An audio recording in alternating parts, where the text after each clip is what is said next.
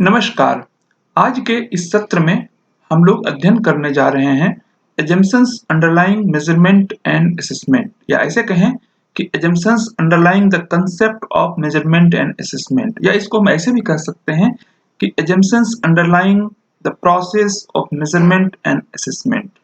मापन एवं आकलन में अंतर्निहित पूर्व मान्यताएं क्या हैं, इसके कंसेप्ट के बैकग्राउंड में क्या है और इसकी जो प्रक्रिया है उसकी पूर्व मान्यताएं क्या है, उसकी पृष्ठभूमि में क्या है। पहले हम लोग देखते हैं कि एजम्पशंस किसे कहते हैं, मान्यताएं या पूर्व मान्यताएं किसे कहते हैं। हम लोग जब कुछ नियम की बात करते हैं या कोई प्रक्रिया की बात करते हैं तो उसके पृष्ठभूमि में कुछ बातें निहित होती हैं और उन बातों के आधार पर ही हम नियम की बात करते हैं। तो जो बातें निहित होती हैं, अंतर्निहित होती हैं, बैकग्राउंड में होती हैं, उसको हम लोग एजम्पशंस कहते हैं। इसका एक अच्छा सा उदाहरण हम लोग ले सकते हैं कि इकोनॉमिक्स में, अर्थशास्त्र में हम लोग पढ़ते हैं उपयोगिता के ह्रास का नियम। यह नियम कहता है कि कोई व्यक्ति जब किसी वस्तु का उपभोग करेगा तो प्रत्येक अगली इकाई से मिलने वाली उपयोगिता क्रमशः कम होती चली जाएगी। अब यह उपयोगिता ह्रास का जो नियम है वह कुछ मान्यताओं पर आधारित है, जैसे कि व्यक्ति नशे में न हो या व्यक्ति के उपभोग की इकाई अत्यंत ही छोटी न हो। इस तरह की जो मान्यताएं हैं, इस तरह की जो बातें हैं वो पृष्ठभूमि में होती हैं, वह बैकग्राउंड में होती हैं, वह सतह के नीचे होती हैं और इन्हीं को हम लोग एजम्पशंस कहते हैं या पूर्व मान्यताएं कहते हैं। हम भी कुछ काम करते हैं तो कुछ मान्यताएं होती हैं, उसी के आधार पर हम काम करते हैं। वो एजम्पशंस अगर नहीं काम करेगा तो हमारा नहीं होगा। मान लीजिए कि हमें एक स्टेशन तक जाना है जिसकी एक औसत जो समय है वह 1 घंटे है। हम 1 घंटा पहले निकलते हैं इस मान्यता के आधार पर कि कोई भी विघ्न बाधा रास्ते में नहीं आएगी, लेकिन अगर कोई विघ्न बाधा आ गई तो हमारा कार्य नहीं होगा। वह एजम्पशन है कि कोई विघ्न बाधा रास्ते में नहीं आएगी, कहीं रोड जाम नहीं होगा, कहीं कोई प्रॉब्लम नहीं होगी, हमारा गाड़ी खराब मेरी जो गाड़ी है वह खराब नहीं होगी, पंक्चर नहीं होगी। इस एजम्पशन या इस तरह के एजम्पशंस के बेस पर हम 1 घंटा पहले यात्रा शुरू करते हैं। हम लोग यहाँ पर जो एजम्पशंस की बात कर रहे हैं वो मेजरमेंट या असेसमेंट के बारे में बात कर रहे हैं, इसमें टेस्ट भी इंक्लूडेड है। तो हम लोग मेजरमेंट, टेस्ट या असेसमेंट शब्दों का जो प्रयोग कर रहे हैं या किस अर्थ में कर रहे हैं, इसके पहले हम लोगों ने देखा था असेसमेंट के मीनिंग, असेसमेंट के डिफिनेशंस, असेसमेंट के कैरेक्टरिस्टिक्स। वह असेसमेंट का संदर्भ कक्षा कक्ष से रिलेटेड था, क्लासरूम के संदर्भ में ही था। लेकिन हम लोग शुरुआत में यह देख चुके हैं कि असेसमेंट का प्रयोग केवल कक्षा कक्ष के लिए नहीं बल्कि व्यापक रूप में भी होता है और यह पूरे जो हमारी शिक्षा प्रणाली है उसके लिए भी होती है। और इसी संदर्भ में हम टेस्ट का भी प्रयोग करते हैं और मेजरमेंट का भी प्रयोग करते हैं। तो केवल कक्षा कक्ष के संदर्भ में ही नहीं बल्कि बच्चों के संपूर्ण विकास के संदर्भ में भी हम लोग असेसमेंट, टेस्ट या मेजरमेंट करते हैं। और केवल 1-2 बच्चों का नहीं, एक क्लास के बच्चों का नहीं, बल्कि हम सामूहिक तौर पर किसी शिक्षण संस्थान के सभी बच्चों का या किसी जिला या किसी प्रदेश के सभी बच्चों का भी हम एक साथ मेजरमेंट या असेसमेंट करते हैं। इन सभी संदर्भों में ही हम लोग अभी जो एजम्पशंस है उसकी बात कर रहे हैं। मतलब जो हमारा संदर्भ है, जो हमारा कॉन्टेक्स्ट है, वह इंडिविजुअल नहीं है, क्लासरूम ही नहीं है, ये तो है ही है, लेकिन इसके बाहर भी जो स्कूली व्यवस्था है वह भी है और जो एजुकेशन सिस्टम है किसी इंस्टीट्यूशन की या किसी प्रदेश की या किसी देश की, उस संदर्भ में भी यहाँ पर बातें हैं। अब हम लोग मेजरमेंट एंड असेसमेंट की जो एजम्पशंस हैं, अंडरलाइंग एजम्पशंस, उसको देखते हैं। साइकोलॉजिकल एंड एजुकेशनल ट्रेट्स और कंस्ट्रक्ट्स एंड स्टेट्स एग्जिस्ट। यहाँ पर भिन्न भिन्न शब्दों का प्रयोग किया गया है ताकि कहीं कोई कंफ्यूजन न हो।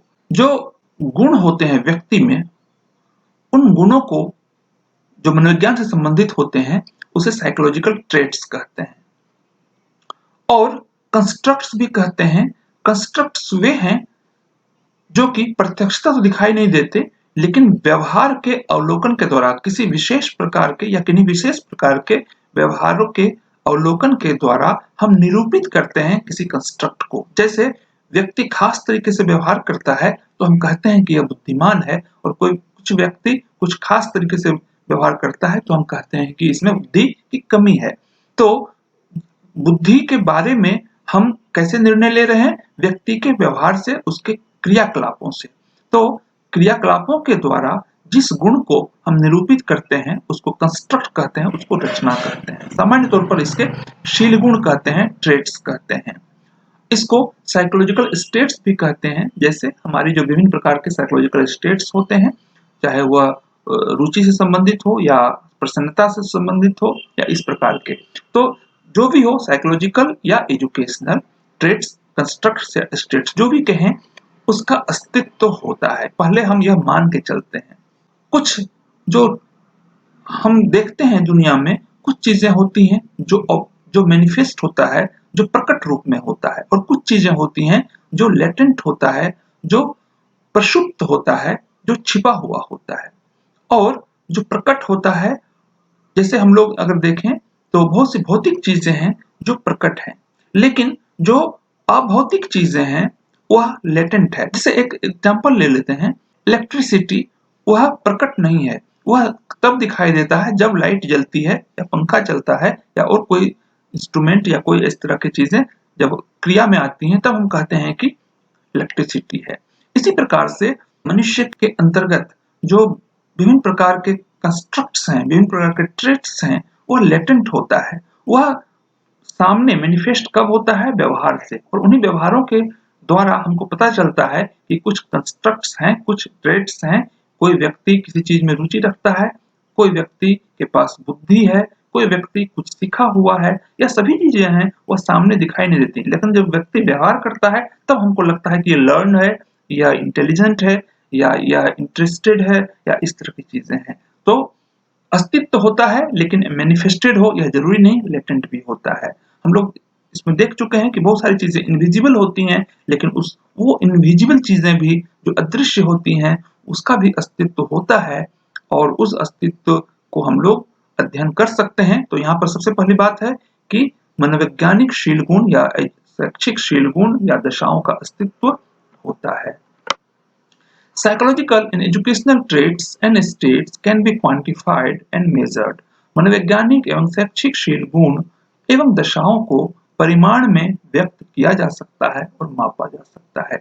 जो भी चीज अस्तित्व में है, क्या उसको मापा भी जा सकता है? यह एक शाश्वत प्रश्न है, क्योंकि जरूरी नहीं कि कोई चीज हो और उसको मापा ही जा सकता है। जैसे हम कहते हैं कि एक माँ अपने बच्चे से प्यार करती है, तो क्या इसको मापा जा सकता है?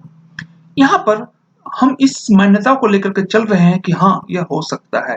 क्रॉनबेक कहते हैं, if a thing exist it exist in some amount, if it exist in some amount it can be measured. यदि कोई वस्तु अस्तित्व में है तो वह कुछ मात्रा में है, यदि कुछ मात्रा में है तो इसे मापा जा सकता है। तो इस मान्यता के आधार पर ही हम मापन या मूल्यांकन या आकलन का कार्य करते हैं। तो यह हमारा एजम्पशन है कि मेजर किया जा सकता है। और जैसा कि अभी हमने कहा कि माँ का बच्चे के प्रति प्रेम, या इस प्रकार से बहुत सारे शील गुण हम माप सकते हैं।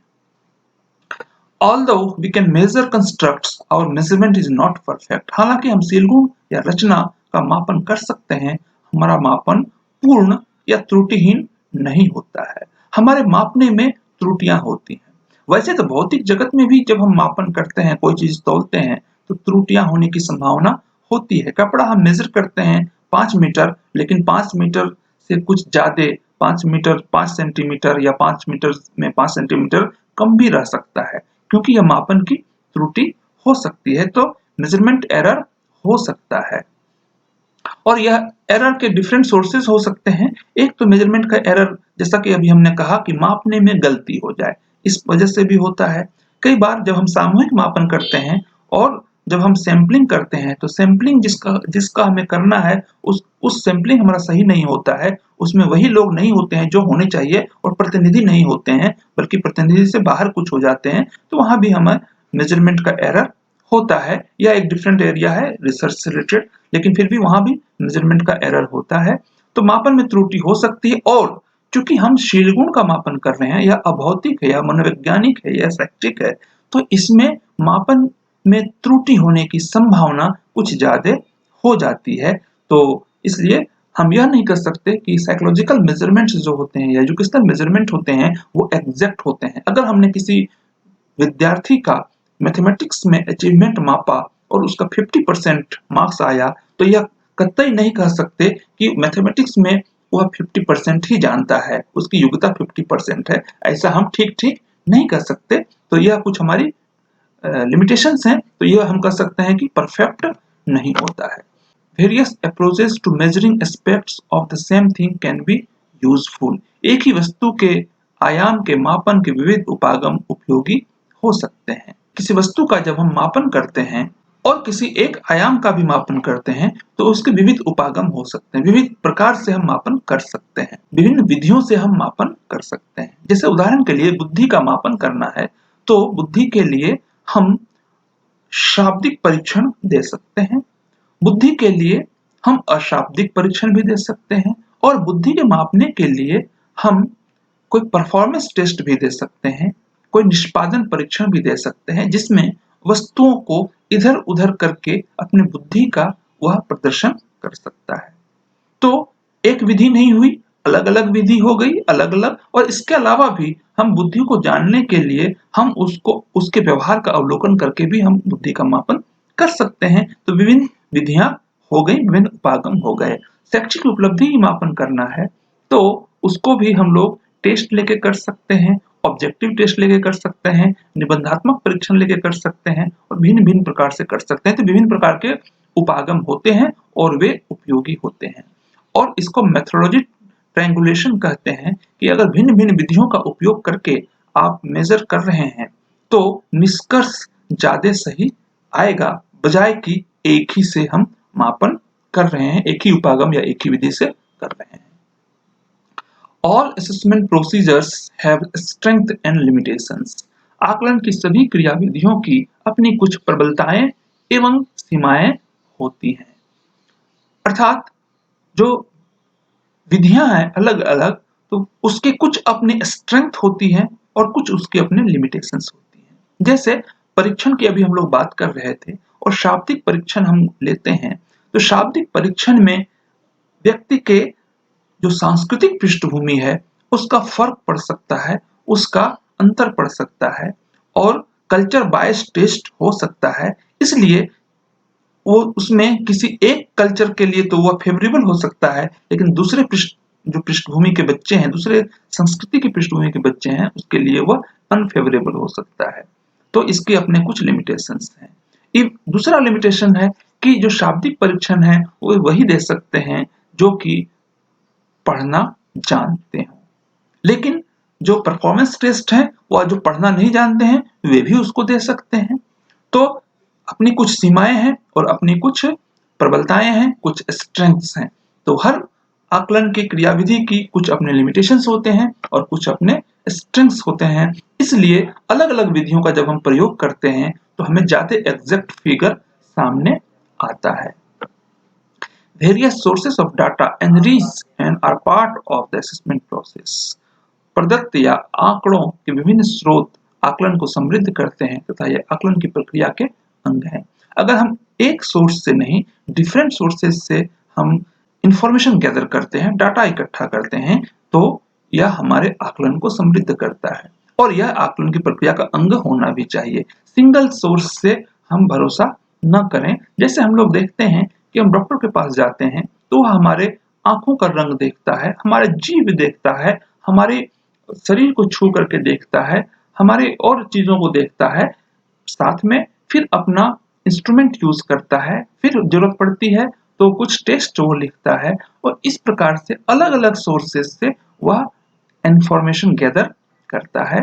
इससे क्या होता है कि यह हमारे आकलन को समृद्ध करता है।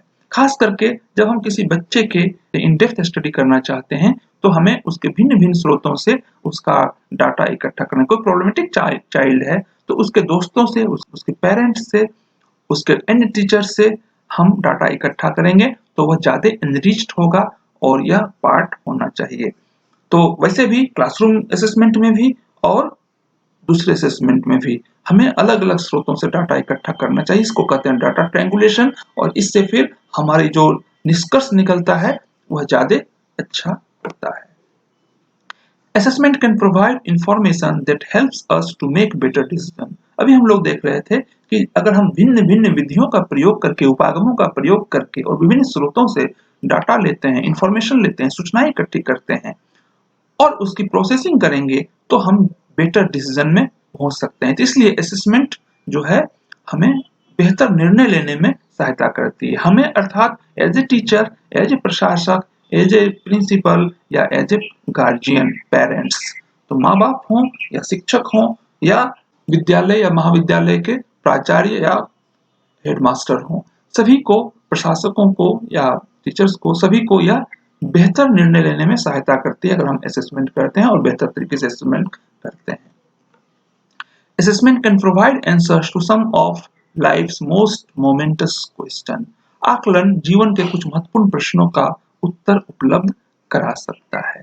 जो जीवन के महत्वपूर्ण प्रश्न आते हैं कभी कभी छात्र जीवन में और बाकी के जीवन में भी, उसमें भी असेसमेंट हमें महत्वपूर्ण आंसर उपलब्ध कराता है। जैसे विशेष करके कि किसी छात्र को कौन सा स्ट्रीम चुनना है, कौन सा विषय समूह चुनना है आगामी पढ़ाई के लिए, तो इसमें उसके जब हम असेसमेंट करेंगे, उसके स्कूल रिकॉर्ड्स को देखेंगे, उसके अलग अलग टेस्ट देंगे, उसके इंटरेस्ट टेस्ट लेंगे और इस प्रकार से जब हम असेसमेंट करेंगे तो बेहतर तरीके से हम गाइड कर सकते हैं कि कौन सा जो अध्ययन है, कौन सा वह विषय समूह है जिसको वह आगे पढ़ाई में अडॉप्ट करे, जिससे कि उसकी सफलता बेहतर हो सके। इसी प्रकार से हमें किस जॉब की तैयारी करनी है, क्या तैयारी करनी है, इसमें भी अगर असेसमेंट यूज होता है तो हम बेहतर निर्णय पर पहुंचते हैं और यह हमारी सहायता करता है, यह उत्तर देता है। हम लोग देखते हैं कि बहुत से छात्र बिना असेसमेंट अपना करवाए, बिना अपना आकलन किए किसी भी परीक्षा की तैयारी में चल देते हैं, किसी भी कॉम्पिटिटिव एग्जाम्स की तैयारी में चल देते हैं। वे उनका असेसमेंट नहीं होता है, न तो सेल्फ असेसमेंट होता है, न अदर पर्सन्स के द्वारा असेसमेंट होता है, और जो उनकी योग्यता नहीं है उसमें वह तैयारी में लग जाते हैं और इस तरह से उनका बहुत सारा समय बर्बाद हो जाता है। तो असेसमेंट जो है वह जीवन के महत्वपूर्ण प्रश्नों का उपलब्ध कराता है, इसका समाधान देता है। Assessment can pinpoint phenomena that require further attention और स्टडी। आकलन उन घटनाओं की ओर संकेत कर सकता है जिस पर आगे और भी ध्यान देने तथा जिसके अध्ययन की आवश्यकता है। असेसमेंट में इंडिविजुअल लर्नर्स हो या फिर सोसाइटी हो, सभी के लिए हमें कुछ ऐसे संकेत प्रदान करते हैं जो हम आगे और अध्ययन करें। इंडिविजुअल लर्नर है, उसके असेसमेंट करते हैं और असेसमेंट करने के बाद हम पाते हैं कि कुछ प्रॉब्लम्स हैं और वो problems simple teaching learning method से नहीं बल्कि कुछ और स्टडी करने की जरूरत है। मान लीजिए कि किसी बच्चे के नर्वस सिस्टम में कोई प्रॉब्लम है, किसी बच्चे के तंत्रिका तंत्र में कोई प्रॉब्लम है, किसी बच्चे के फिजिकल प्रॉब्लम्स हैं, फिजिकल डायमेंशन में आंख की प्रॉब्लम है, तो हम असेसमेंट करेंगे और असेसमेंट के बाद हम पाएंगे कि नहीं और फर्दर स्टडी चाहिए, तो इसलिए आप किसी डॉक्टर के पास जाइए या कहीं और उपाय कीजिए। तो हमें पिन पॉइंट करता है कि फर्दर अटेंशन दें इस पर या फर्दर स्टडी करें।